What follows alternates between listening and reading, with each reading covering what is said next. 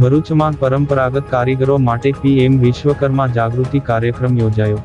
ભારત સરકારના એમએસએમઈ મંત્રાલય દ્વારા ભરૂચની જન શિક્ષણ સંસ્થાન જેએસએસ ખાતે યુગ શક્તિ સંસ્થાના સહયોગથી પીએમ વિશ્વકર્મા જાગૃતિ કાર્યક્રમ યોજાયો હતો. આ પ્રસંગે એમએસએમઈ અમદાવાદના આસિસ્ટન્ટ ડાયરેક્ટર બ્રિજેશ કુમાર સ્વર્ણકાર, સીએડના અવનીશ હિરપરા, એલડીએમ અનુપકુમાર જ્યોતિષી અને જેએસના નિયામક જૈનુલ સૈયદ ઉપસ્થિત રહ્યા હતા. કાર્યક્રમમાં તજજ્ઞોએ સુથાર, લુહાર અને દરજી જેવા 18 પ્રકારના પરંપરાગત વ્યવસાયો સાથે જોડાયેલા કારીગરોને આધુનિક ઉદ્યોગ સાહસિક બનવા આહ્વાન કર્યું હતું.